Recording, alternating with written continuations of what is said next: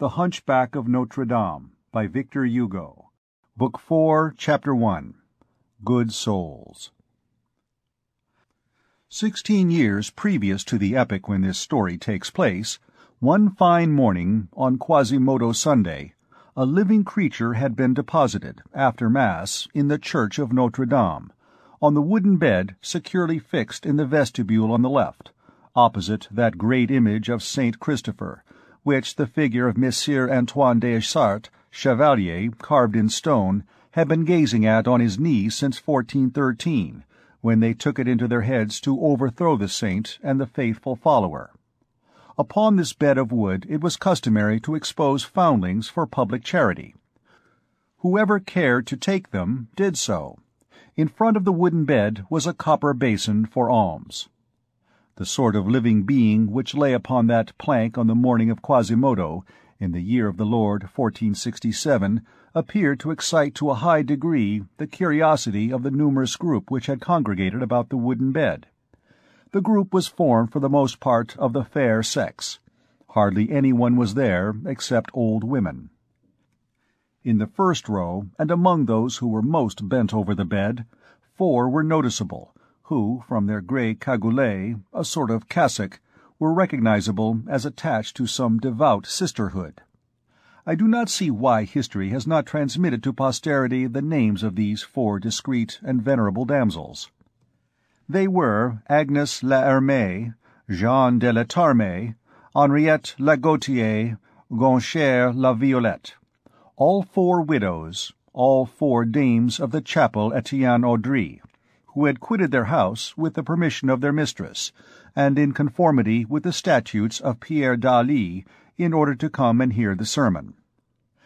However, if these good Audriettes were, for the moment, complying with the statutes of Pierre d'Ailly, they certainly violated with joy those of Michel de Bracques and the Cardinal of Pisa, which so inhumanly enjoined silence upon them. "What is this, sister?" said Agnes to Gauchère, gazing at the little creature exposed, which was screaming and writhing on the wooden bed, terrified by so many glances. "What is to become of us," said Jehan, "if that is the way children are made now?" "I'm not learned in the matter of children," resumed Agnes, "but it must be a sin to look at this one." "'Tis not a child, Agnes." "'Tis an abortion of a monkey," remarked Gauchère. "'Tis a miracle," interposed Henriette la Gautier.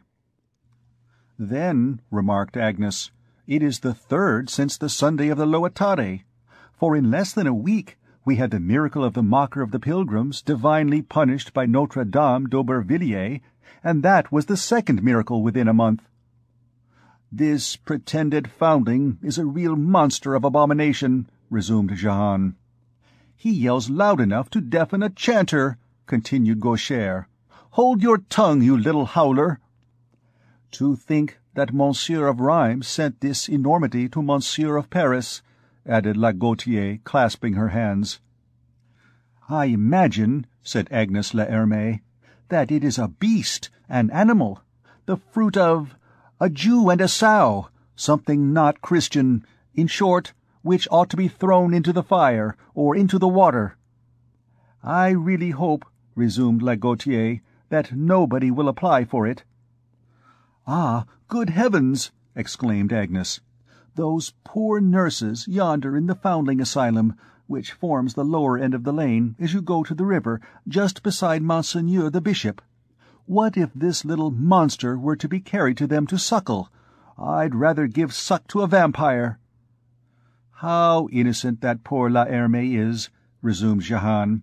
"Don't you see, sister, that this little monster is at least 4 years old, and that he would have less appetite for your breast than for a turnspit?"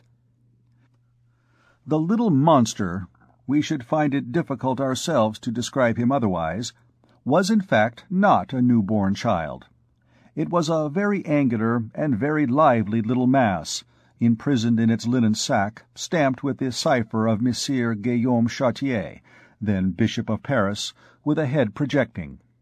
That head was deformed enough. One beheld only a forest of red hair, one eye, a mouth, and teeth. The eye wept, the mouth cried, and the teeth seemed to ask only to be allowed to bite.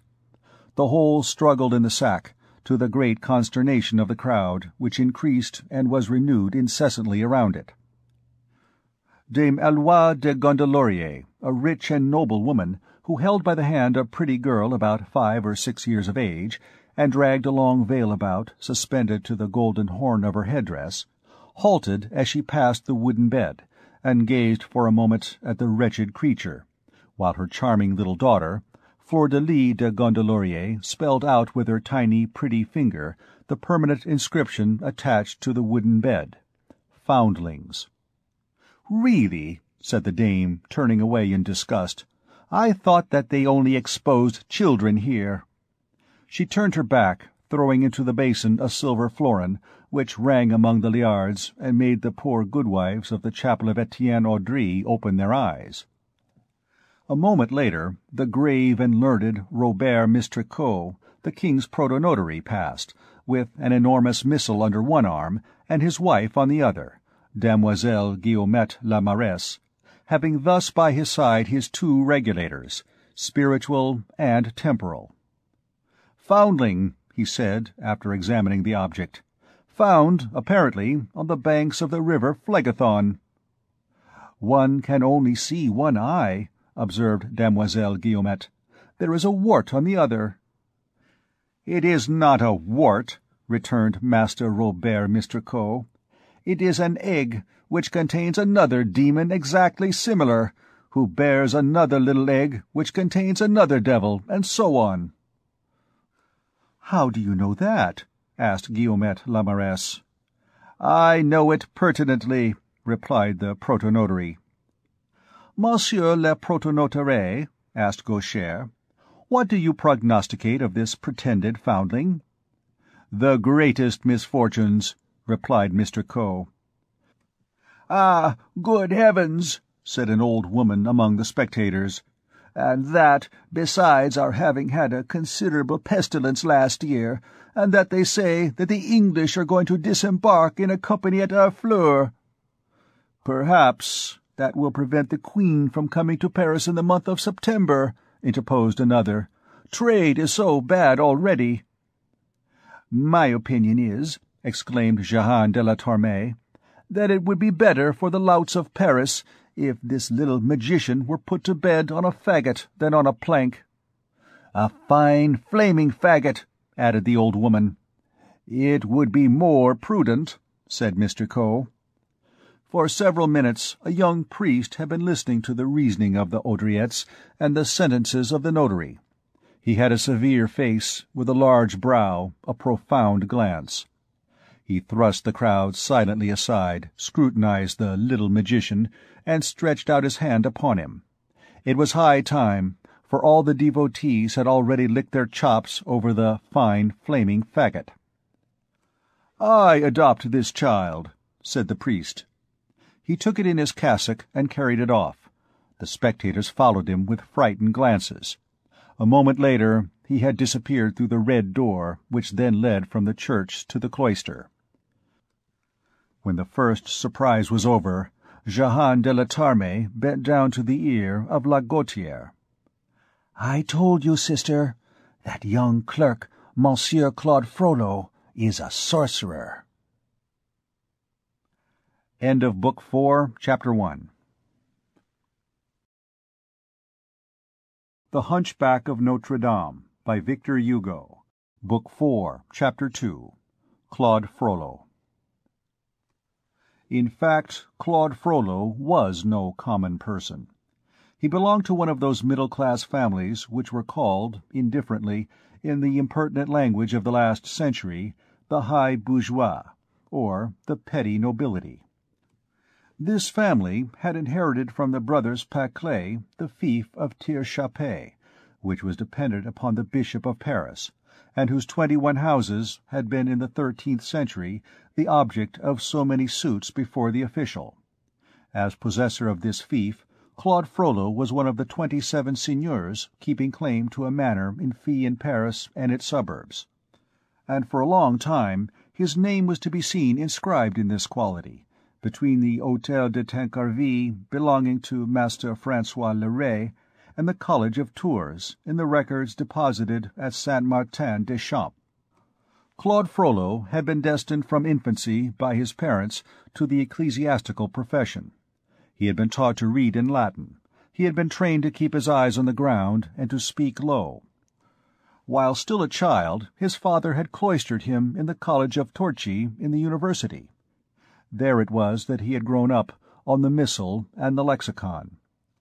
Moreover, he was a sad, grave, serious child, who studied ardently and learned quickly.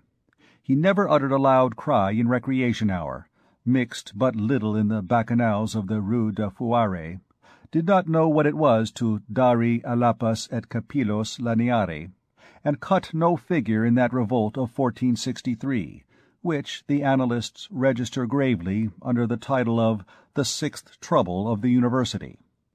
He seldom rallied the poor students of Montaigu on the Capets, from which they derived their name, or the bursars of the College of Dormans on their shaved tonsure, and their surtout, party-coloured of bluish-green, blue, and violet cloth, azurini coloris et bruni, as says the charter of the Cardinal des Quatre Couronnes. On the other hand, he was assiduous at the great and the small schools of the Rue Saint-Jean-de-Beauvais. The first pupil whom the Abbé de Saint-Pierre-de-Val, at the moment of beginning his reading on canon law, always perceived, glued to a pillar of the school Saint-Vendredi-Cile, opposite his rostrum, was Claude Frollo, armed with his horn ink-bottle, biting his pen, scribbling on his threadbare knee, and in winter blowing on his fingers. The first auditor whom Messire Mildillier, doctor in decretals, saw arrive every Monday morning, all breathless, at the opening of the gates of the school of the Chef Saint-Denis, was Claude Frollo. Thus, at 16 years of age, the young clerk might have held his own in mystical theology against a father of the Church, in canonical theology against a father of the councils, in scholastic theology against a doctor of the Sorbonne. Theology conquered, he had plunged into decretals. From the master of sentences he had passed to the capitularies of Charlemagne, and he had devoured in succession, in his appetite for science, decretals upon decretals, those of Theodore, Bishop of Hispalis, those of Bouchard, Bishop of Worms, those of Yves, Bishop of Chartres, next the decretal of Gratian, which succeeded the capitularies of Charlemagne, then the collection of Gregory IX, then the epistle of Superspecula of Honorius III. He rendered clear and familiar to himself that vast and tumultuous period of civil law and canon law in conflict and at strife with each other in the chaos of the Middle Ages, a period which Bishop Theodore opens in 618 and which Pope Gregory closes in 1227. Decretals digested, he flung himself upon medicine, on the liberal arts. He studied the science of herbs, the science of unguents. He became an expert in fevers and in contusions, in sprains and abscesses. Jacques Despard would have received him as a physician, Richard Helene as a surgeon. He also passed through all the degrees of licentiate, master, and doctor of arts. He studied the languages, Latin, Greek, Hebrew, a triple sanctuary then very little frequented. His was a veritable fever for acquiring and hoarding in the matter of science. At the age of 18 he had made his way through the 4 faculties. It seemed to the young man that life had but one sole object: learning. It was towards this epoch that the excessive heat of the summer of 1466 caused that grand outburst of the plague, which carried off more than 40,000 souls in the Vicomte of Paris, and among others, as Jean de Troyes states, Master Arnaud, astrologer to the king, who was a very fine man, both wise and pleasant. The rumor spread in the university that the Rue Tirechappe was especially devastated by the malady. It was there that Claude's parents resided, in the midst of their fief. The young scholar rushed in great alarm to the paternal mansion. When he entered it, he found that both father and mother had died on the preceding day. A very young brother of his, who was in swaddling clothes, was still alive, and crying, abandoned in his cradle. This was all that remained to Claude of his family. The young man took the child under his arm and went off in a pensive mood. Up to that moment he had lived only in science. He now began to live in life. This catastrophe was a crisis in Claude's existence. Orphaned, the eldest head of the family at the age of 19, he felt himself rudely recalled from the reveries of school to the realities of this world. Then, moved with pity, he was seized with passion and devotion towards that child, his brother. A sweet and strange thing was a human affection to him, who had hitherto loved his books alone. This affection developed to a singular point. In a soul so new, it was like a first love. Separated since infancy from his parents, whom he had hardly known, cloistered and immured, as it were, in his books, eager above all things to study and to learn, exclusively attentive up to that time to his intelligence, which broadened in science, to his imagination, which expanded in letters, the poor scholar had not yet had time to feel the place of his heart. This young brother, without mother or father, this little child which had fallen abruptly from heaven into his arms, made a new man of him. He perceived that there was something else in the world besides the speculations of the Sorbonne and the verses of Homer, that man needed affections, that life without tenderness and without love was only a set of dry, shrieking, and rending wheels. Only, he imagined, for he was at the age when illusions are as yet replaced only by illusions, that the affections of blood and family were the sole ones necessary, and that a little brother to love sufficed to fill an entire existence. He threw himself, therefore, into the love for his little Jehan with the passion of a character already profound, ardent, concentrated. That poor, frail creature, pretty, fair-haired, rosy, and curly, that orphan with another orphan for his only support, touched him to the bottom of his heart. And, grave thinker as he was set to meditating upon Jehan with an infinite compassion. He kept watch and ward over him as over something very fragile and very worthy of care. He was more than a brother to the child, he became a mother to him. Little Jehan had lost his mother while he was still at the breast. Claude gave him to a nurse. Besides the fief of Tirchapey, he had inherited from his father the fief of Molan, which was a dependency of the square tower of Gentilly. It was a mill on a hill, near the chateau of Winchestre, Bicêtre. There was a miller's wife there who was nursing a fine child. It was not far from the university, and Claude carried the little Jehan to her in his own arms. From that time forth, feeling that he had a burden to bear, he took life very seriously. The thought of his little brother became not only his recreation, but the object of his studies. He resolved to consecrate himself entirely to a future for which he was responsible in the sight of God, and never to have any other wife, any other child than the happiness and fortune of his brother. Therefore he attached himself more closely than ever to the clerical profession. His merits, his learning, his quality of immediate vassal of the Bishop of Paris threw the doors of the Church wide open to him.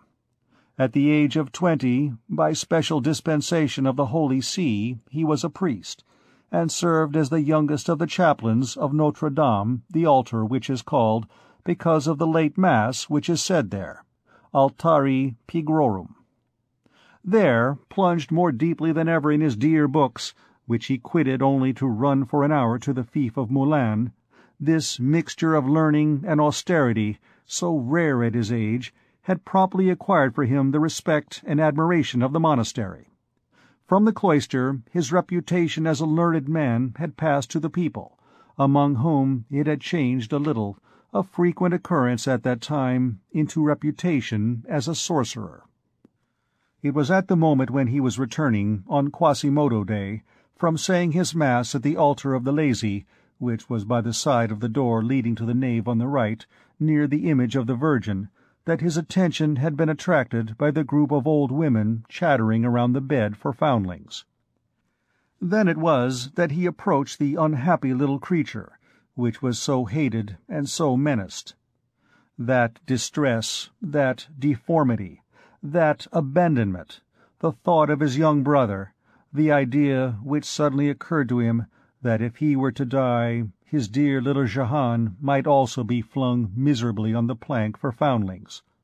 All this had gone to his heart simultaneously.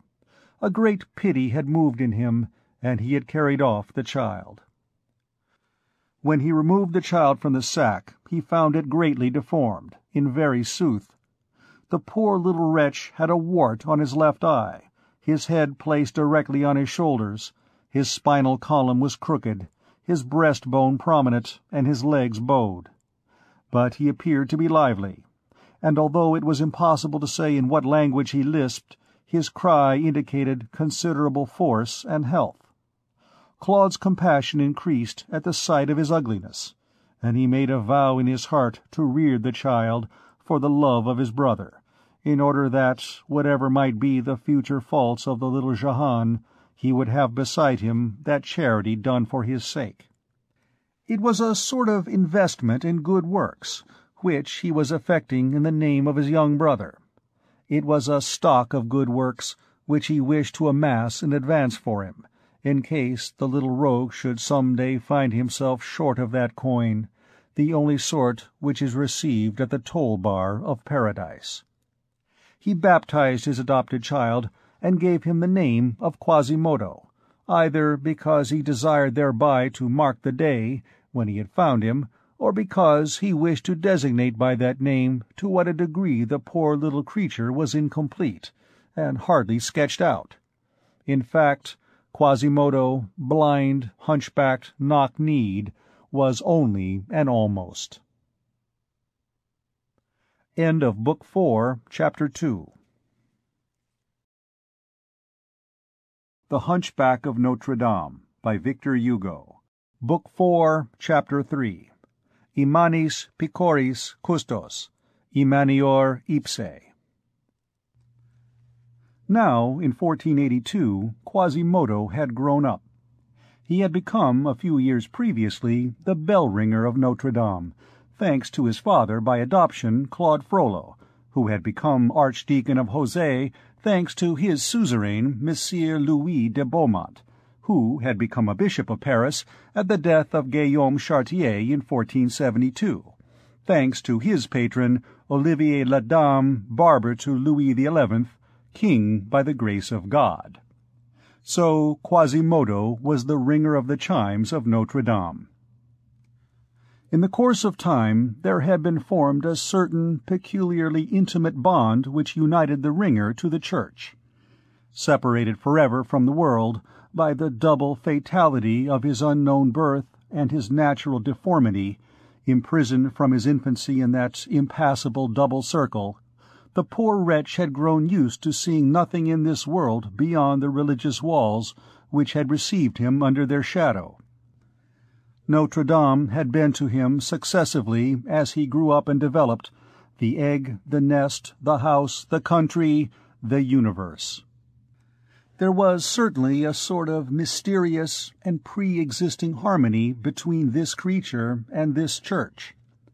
When, still a little fellow, he had dragged himself tortuously and by jerks beneath the shadows of its vaults, he seemed, with his human face and his bestial limbs, the natural reptile of that humid and sombre pavement, upon which the shadow of the Romanesque capitals cast so many strange forms. Later on, the first time that he caught hold, mechanically, of the ropes to the towers, and hung suspended from them, and set the bell to clanging, it produced upon his adopted father, Claude, the effect of a child whose tongue is unloosed and who begins to speak. It is thus that, little by little, developing always in sympathy with the cathedral, living there, sleeping there, hardly ever leaving it, subject every hour to the mysterious impress, he came to resemble it, he encrusted himself in it, so to speak, and became an integral part of it. His salient angles fitted into the retreating angles of the cathedral, if he may be allowed this figure of speech, and he seemed not only its inhabitant, but more than that, its natural tenant. One might almost say that he had assumed its form, as the snail takes on the form of its shell. It was his dwelling, his hole, his envelope. There existed between him and the old church so profound an instinctive sympathy, so many magnetic affinities, so many material affinities, that he adhered to it somewhat as a tortoise adheres to its shell. The rough and wrinkled cathedral was his shell. It is useless to warn the reader not to take literally all the similes which we are obliged to employ here, to express the singular, symmetrical, direct, almost consubstantial union of a man and an edifice. It is equally unnecessary to state to what a degree that the whole cathedral was familiar to him, after so long and so intimate a cohabitation. That dwelling was peculiar to him. It had no depths to which Quasimodo had not penetrated, no height which he had not scaled. He often climbed many stones up the front, aided solely by the uneven points of the carving. The towers, on whose exterior surface he was frequently seen clambering, like a lizard gliding along a perpendicular wall, those two gigantic twins, so lofty, so menacing, so formidable, possessed for him neither vertigo, nor terror, nor shocks of amazement. To see them so gentle under his hand, so easy to scale, one would have said that he had tamed them. By dint of leaping, climbing, gambolling amid the abysses of the gigantic cathedral, he had become, in some sort, a monkey and a goat, like the Calabrian child who swims before he walks, and plays with the sea while still a babe. Moreover, it was not his body alone which seemed fashioned after the cathedral, but his mind also. In what condition was that mind? What bent had it contracted? What form had it assumed beneath that knotted envelope, in that savage life? This it would be hard to determine. Quasimodo had been born one-eyed, hunchbacked, lame. It was with great difficulty, and by dint of great patience, that Claude Frollo had succeeded in teaching him to talk. But a fatality was attached to the poor foundling. Bell-ringer of Notre Dame at the age of 14, a new infirmity had come to complete his misfortunes. The bells had broken the drums of his ears.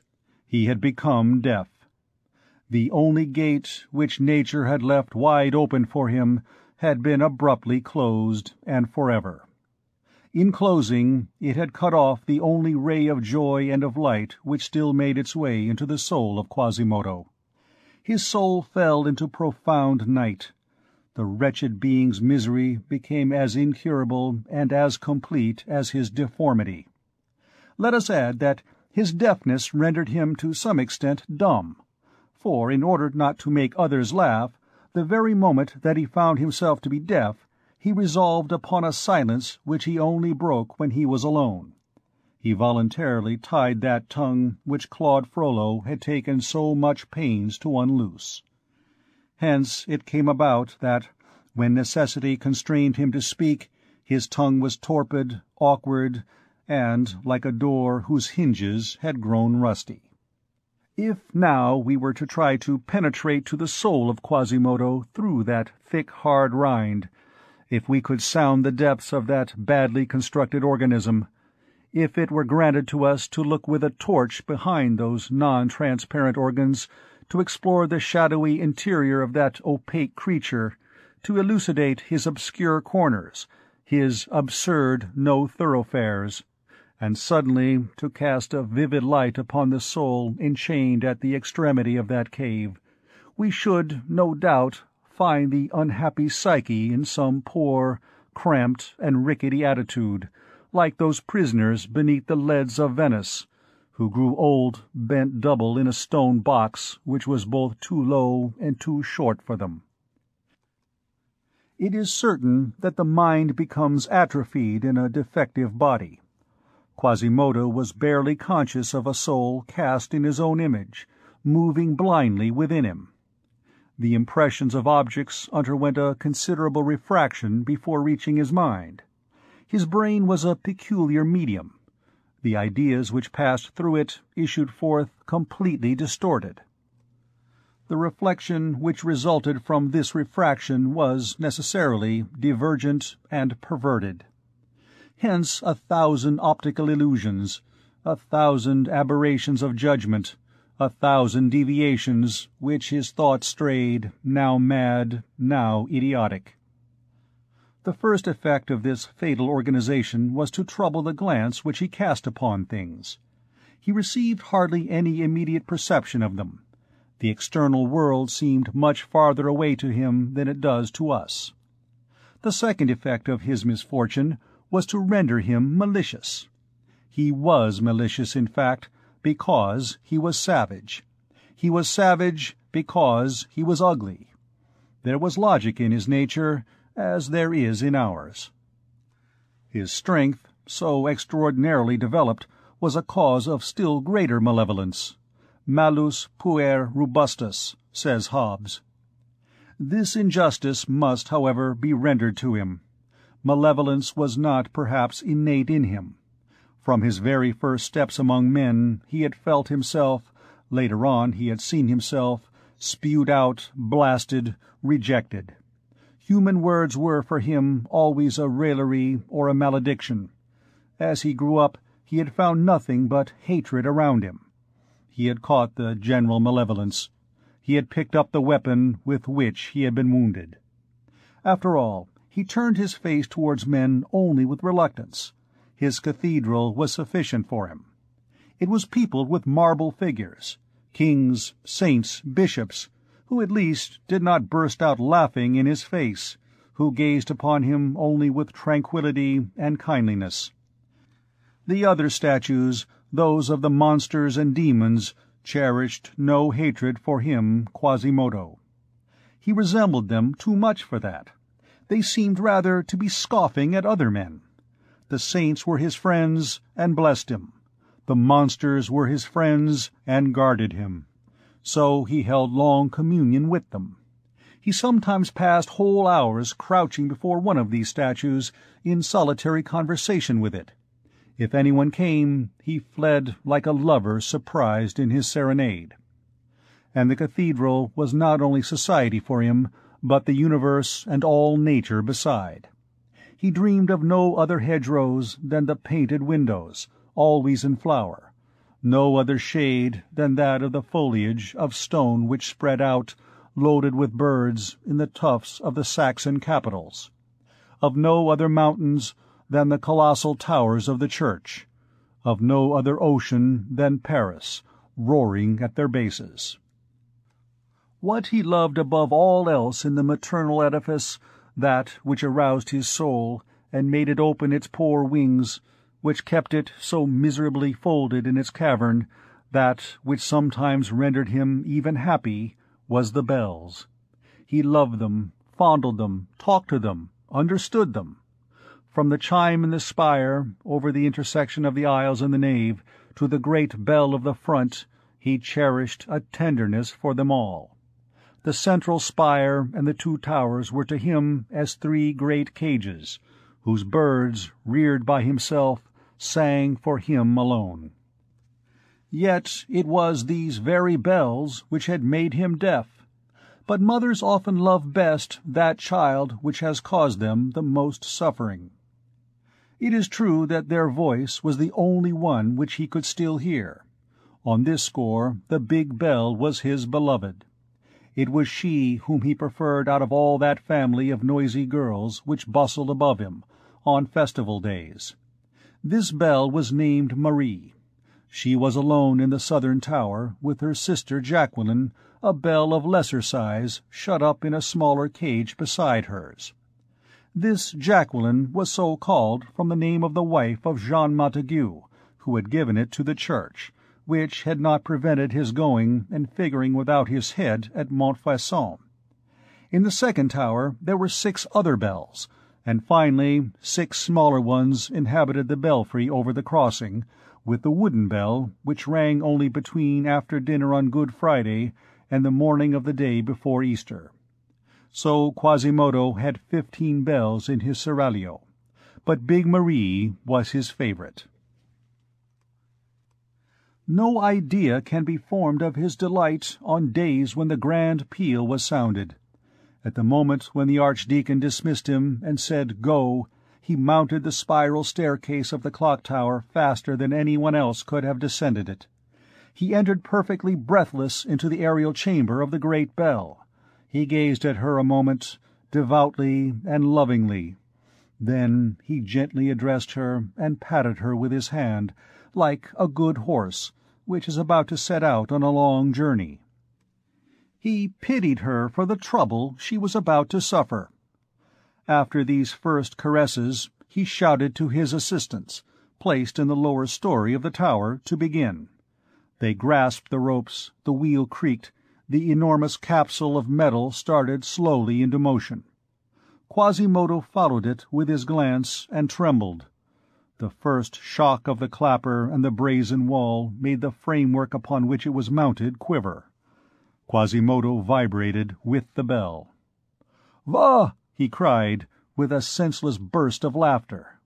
However, the great movement of the base was accelerated, and, in proportion as it described a wider angle, Quasimodo's eye opened also more and more widely, phosphoric and flaming. At length the grand peal began. The whole tower trembled. Woodwork, leads, cut stones all groaned at once, from the piles of the foundation to the trefoils of its summit. Then Quasimodo boiled and frothed. He went and came. He trembled from head to foot with the tower. The bell, furious, running riot, presented to the 2 walls of the tower alternately its brazen throat, whence escaped that tempestuous breath, which is audible leagues away.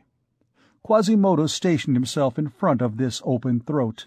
He crouched and rose with the oscillations of the bell, breathed in this overwhelming breath, gazed by turns at the deep place which swarmed with people 200 feet below him, and at that enormous brazen tongue which came, second after second, to howl in his ear. It was the only speech which he understood, the only sound which broke for him the universal silence. He swelled out in it as a bird does in the sun. All of a sudden the frenzy of the bell seized upon him. His look became extraordinary. He lay in wait for the great bell as it passed, as a spider lies in wait for a fly, and flung himself abruptly upon it, with might and main. Then, suspended above the abyss, borne to and fro by the formidable swinging of the bell, he seized the brazen monster by the ear-laps, pressed it between both knees, spurred it on with his heels, and redoubled the fury of the peal with the whole shock and weight of his body. Meanwhile the tower trembled. He shrieked and gnashed his teeth, his red hair rose erect, his breast heaving like a bellows, his eye flashed flames, the monstrous bell neighed, panting beneath him. And then it was no longer the great bell of Notre Dame nor Quasimodo. It was a dream, a whirlwind, a tempest, dizziness mounted astride of noise. A spirit clinging to a flying crupper, a strange centaur, half man, half bell, a sort of horrible Astolphus, borne away upon a prodigious hippogriff of living bronze. The presence of this extraordinary being caused, as it were, a breath of life to circulate through the entire cathedral. It seemed as though there escaped from him, at least according to the growing superstitions of the crowd, a mysterious emanation which animated all the stones of Notre Dame, and made the deep bowels of the ancient church to palpitate. It sufficed for people to know that he was there, to make them believe that they beheld the 1,000 statues of the galleries and the fronts in motion. And the cathedral did indeed seem a docile and obedient creature beneath his hand. It waited on his will to raise its great voice. It was possessed and filled with Quasimodo, as with a familiar spirit. One would have said that he made the immense edifice breathe. He was everywhere about it. In fact, he multiplied himself on all points of the structure. Now one perceived with affright at the very top of one of the towers a fantastic dwarf climbing, writhing, crawling on all fours, descending outside above the abyss, leaping from projection to projection, and going to ransack the belly of some sculptured Gorgon. It was Quasimodo dislodging the crows. Again, in some obscure corner of the church, one came in contact with a sort of living chimera, crouching and scowling. It was Quasimodo engaged in thought. Sometimes one caught sight, upon a bell-tower, of an enormous head and a bundle of disordered limbs, swinging furiously at the end of a rope. It was Quasimodo ringing vespers or the Angelus. Often, at night, a hideous form was seen wandering along the frail balustrade of carved lacework which crowns the towers and borders of the circumference of the apse. Again it was the hunchback of Notre Dame. Then, said the women of the neighborhood, the whole church took on something fantastic, supernatural, horrible. Eyes and mouths were open here and there. One heard the dogs, the monsters, and the gargoyles of stone, which keep watch night and day, with outstretched neck and open jaws, around the monstrous cathedral, barking.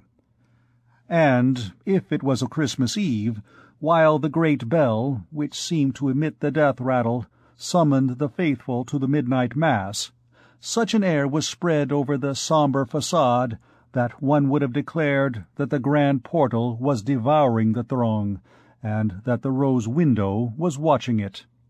And all this came from Quasimodo.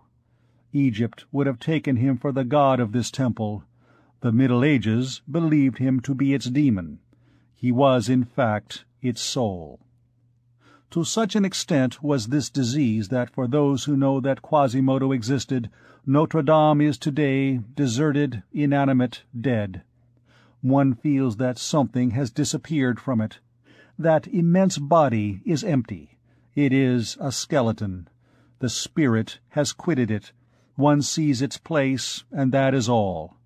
It is like a skull which still has holes for the eyes, but no longer sight.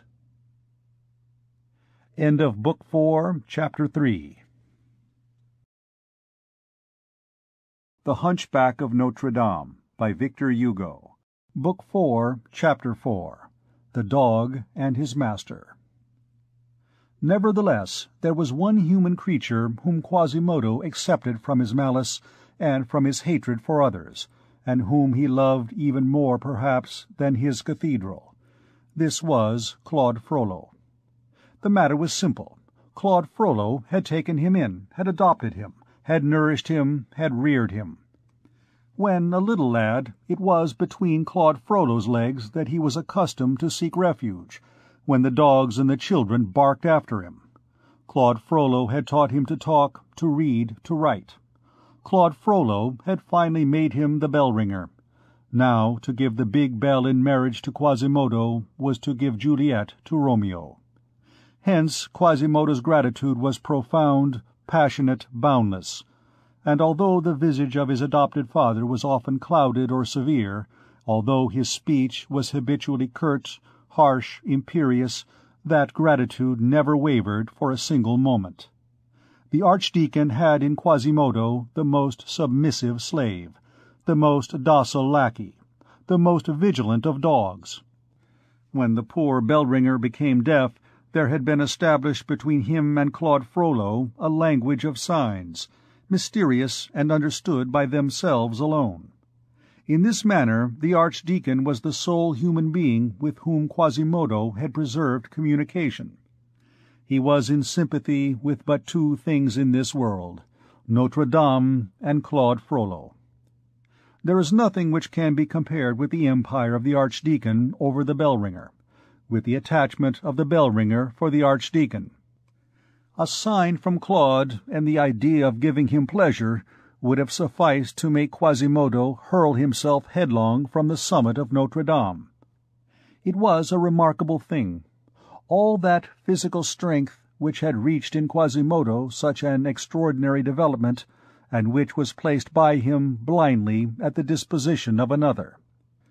There was in it, no doubt, filial devotion, domestic attachment. There was also the fascination of one spirit by another spirit. It was a poor, awkward, and clumsy organization which stood with lowered head and supplicating eyes before a lofty and profound, a powerful and superior intellect. Lastly, and above all, it was gratitude so pushed to its extremest limit that we do not know to what to compare it. This virtue is not one of those of which the finest examples are to be met with among men. We will say, then, that Quasimodo loved the Archdeacon as never a dog, never a horse, never an elephant loved his master.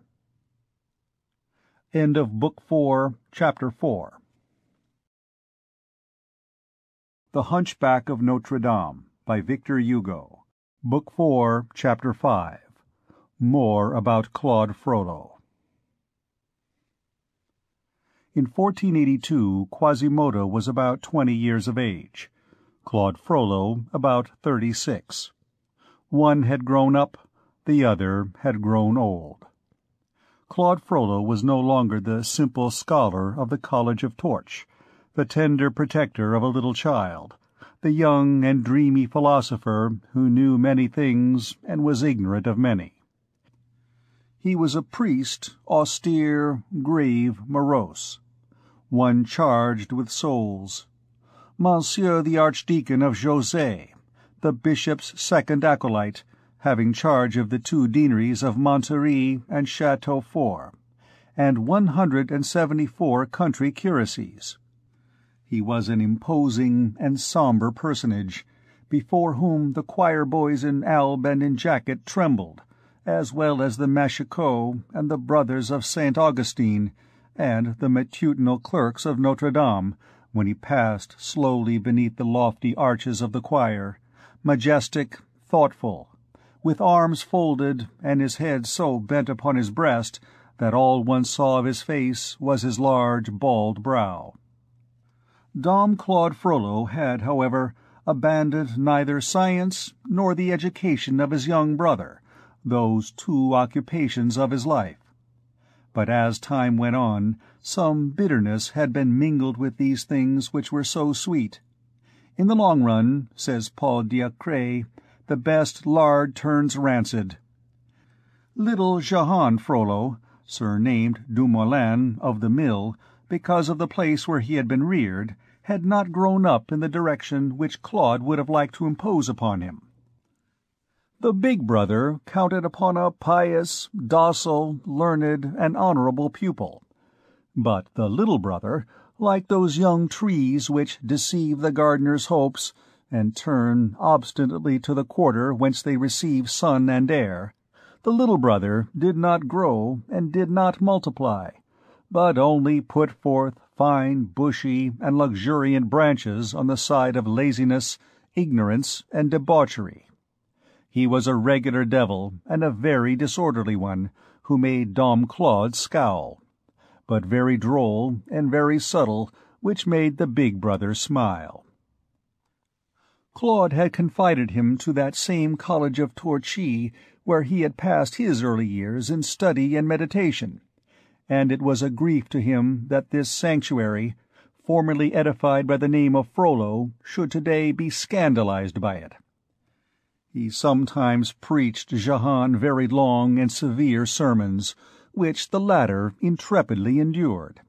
After all, the young scapegrace had a good heart, as can be seen in all comedies. But the sermon over, he none the less tranquilly resumed the course of seditions and enormities. Now it was a Béjon, or Yellow-beak, as they called the new arrivals at the university, whom he had been mauling by way of welcome, a precious tradition which has been carefully preserved to our own day. Again he had set in movement a band of scholars, who had flung themselves upon a wine-shop in classic fashion, quasi classico excitati, had then beaten the tavern-keeper with offensive cudgels, and joyously pillaged the tavern, even to smashing in the hogsheads of wine in the cellar. And then it was a fine report in Latin, which the sub-monitor of Torchi carried piteously to Dom Claude with his dolorous marginal comment, Rixa, prima causa vinum, optimum potatum. Finally it was said, a thing quite horrible in a boy of 16, that his debauchery often extended as far as the Rue de Glatanie. Claude, saddened and discouraged in his human affections by all this, had flung himself eagerly into the arms of learning, that sister which at least does not laugh in your face, and which always pays you, though in money that is sometimes a little hollow, for the attention which you have paid to her. Hence he became more and more learned, and at the same time, as a natural consequence, more and more rigid as a priest, more and more sad as a man. There are for each of us several parallelisms between our intelligence, our habits, and our character, which develop without a break, and break only in the great disturbances of life. As Claude Frollo had passed through nearly the entire circle of human learning, positive, exterior, and permissible, since his youth he was obliged, unless he came to a halt, ubi defuit orbis, to proceed further and seek other aliments for the insatiable activity of his intelligence. The antique symbol of the serpent biting its tail is, above all, applicable to science. It would appear that Claude Frollo had experienced this. Many grave persons affirm that, after having exhausted the fosse of human learning, he had dared to penetrate into the nephos. He had, they said, tasted in succession all the apples of the tree of knowledge, and whether from hunger or disgust, had ended by tasting the forbidden fruit. He had taken his place by turns, as the reader has seen, in the conferences of the theologians in Sorbonne, in the assemblies of the doctors of art, after the manner of Saint Hilaire, in the disputes of the Decretalists, after the manner of Saint Martin, in the congregations of physicians at the holy water font of Notre Dame, at Cupam Nostro Domino, all the dishes permitted and approved, which those four great kitchens called the four faculties could elaborate and serve to the understanding, he had devoured, and had been satiated with them before his hunger was appeased. Then he had penetrated further, lower, beneath all that finished, material, limited knowledge. He had perhaps risked his soul, and had seated himself in the cavern at that mysterious table of the alchemists, of the astrologers, of the hermetics, of which Averroë, Guillaume de Paris, and Nicolas Flamel hold the end of the Middle Ages, and which extends in the East, by the light of the seven-branched candlestick, to Solomon, Pythagoras, and Zoroaster.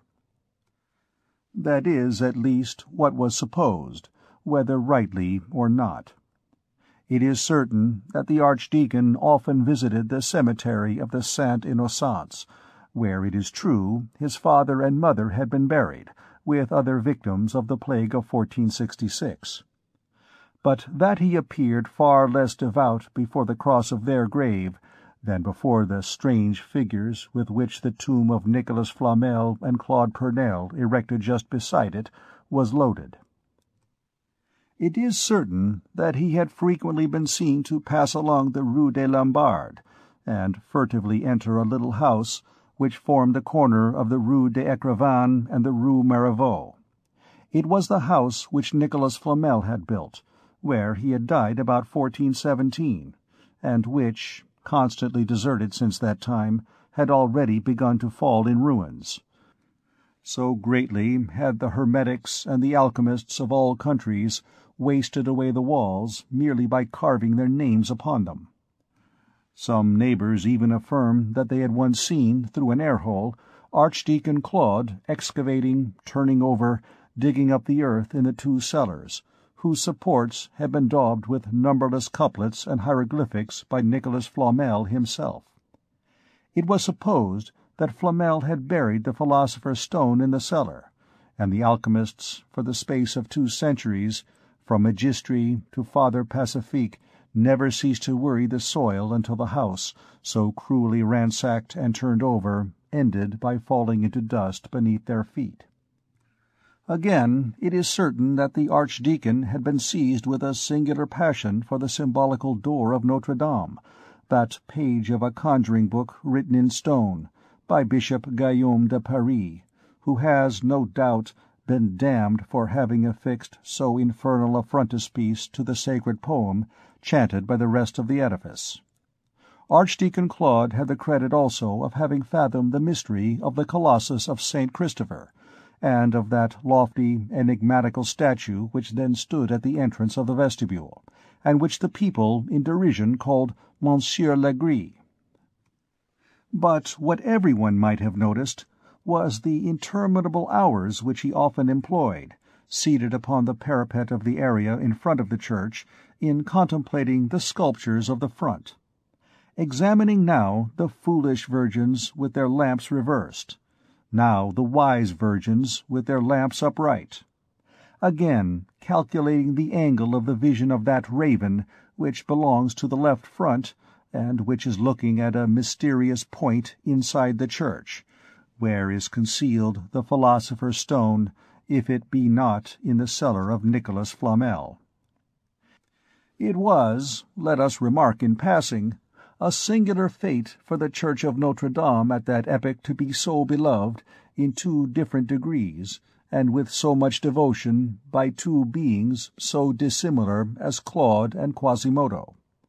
Beloved by one, a sort of instinctive and savage half-man, for its beauty, for its stature, for the harmonies which emanated from its magnificent ensemble.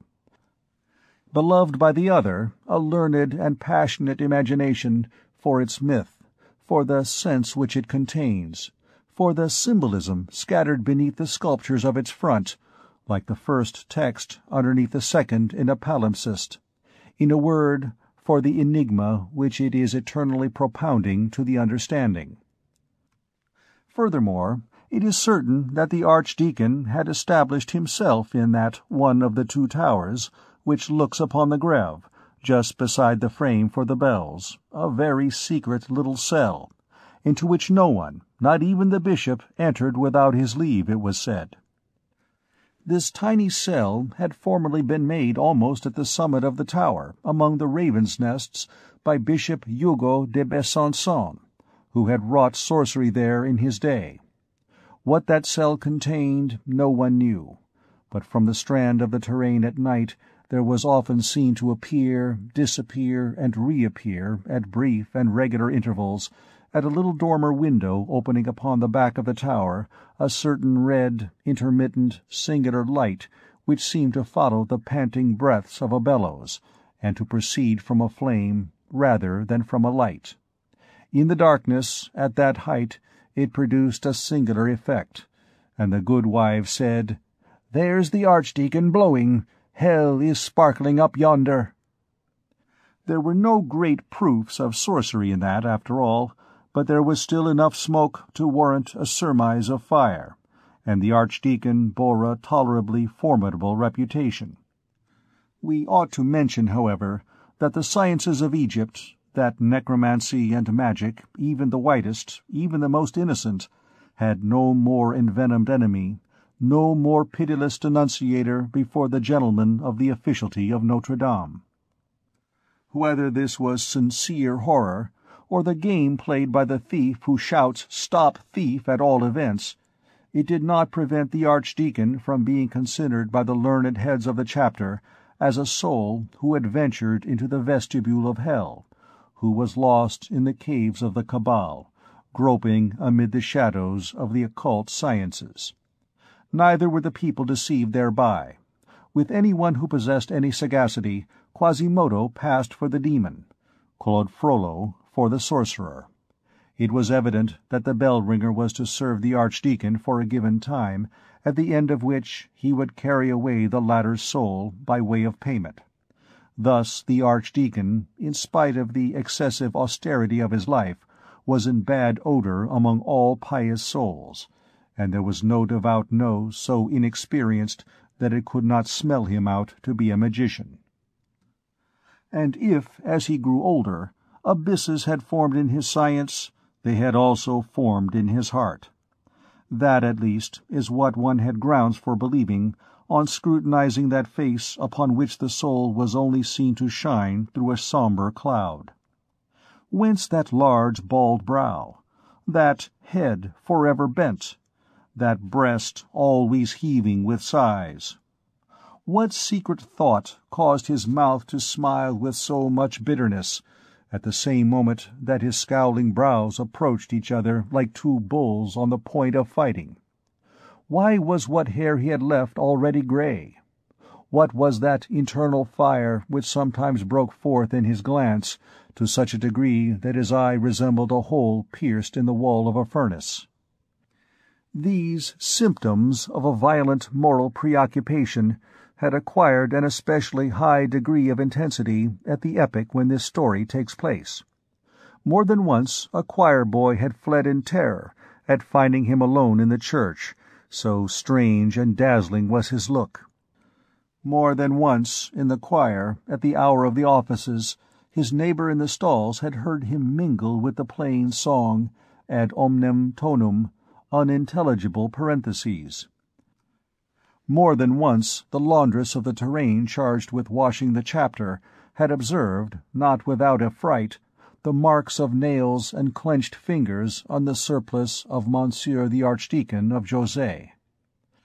However, he redoubled his severity, and had never been more exemplary. By profession as well as by character, he had always held himself aloof from women. He seemed to hate them more than ever. The mere rustling of a silken petticoat caused his hood to fall over his eyes. Upon this score he was so jealous of austerity and reserve that when the Dame de Beaujeu, the king's daughter, came to visit the cloister of Notre Dame in the month of December 1481, he gravely opposed her entrance, reminding the bishop of the statute of the Black Book, dating from the vigil of St. Bartholomew, 1334, which interdicts access to the cloister to any woman whatever, old or young, mistress or maid. Upon which the bishop had been constrained to recite to him the ordinance of Legate Odo, which accepts certain great dames, aliquae magnates mulieres, quae sine scandalo vitari non possunt. And again the Archdeacon had protested, objecting that the ordinance of the legate, which dated back to 1207, was anterior by 127 years to the Black Book, and consequently was abrogated in fact by it. And he had refused to appear before the princess. It was also noticed that his horror for Bohemian women and gypsies had seemed to redouble for some time past. He had petitioned the bishop for an edict which expressly forbade the Bohemian women to come and dance and beat their tambourines on the Place of the Parvis, and for about the same length of time he had been ransacking the mouldy placards of the officialty, in order to collect the cases of sorcerers and witches condemned to fire or the rope, for complicity in crimes with rams, sows, or goats. End of Book 4, Chapter 5. The Hunchback of Notre Dame, by Victor Hugo. Book 4, Chapter 6. Unpopularity. The Archdeacon and the bell-ringer, as we have already said, were but little loved by the populace, great and small, in the vicinity of the cathedral. When Claude and Quasimodo went out together, which frequently happened, and when they were seen traversing in company, the valet behind the master, the cold, narrow, and gloomy streets of the block of Notre Dame, more than one evil word, more than one ironical quaver, more than one insulting jest greeted them on their way, unless Claude Frollo, which was rarely the case, walked with head upright and raised, showing his severe and almost august brow to the dumbfounded jeerers. Both were in their quarter, like the poets of whom Regnier speaks. All sorts of persons run after poets, as warblers fly shrieking after owls. Sometimes a mischievous child risked his skin and bones for the ineffable pleasure of driving a pin into Quasimodo's hump. Again a young girl, more bold and saucy than was fitting, brushed the priest's black robe, singing in his face the sardonic ditty, "Nitch, nitch, the devil is caught." Sometimes a group of squalid old crones, squatting in a file under the shadow of the steps to a porch, scolded noisily as the archdeacon and the bell-ringer passed, and tossed them this encouraging welcome with a curse. "Hum! There's a fellow whose soul is made like the other one's body." Or a band of schoolboys and street urchins, playing hopscotch, rose in a body and saluted him classically with some cry in Latin. "Ea, ea, Claudius cum Claudo!" But the insult generally passed unnoticed both by the priest and the bell-ringer. Quasimodo was too deaf to hear all those gracious things, and Claude was too dreamy. End of Book 4, Chapter 6.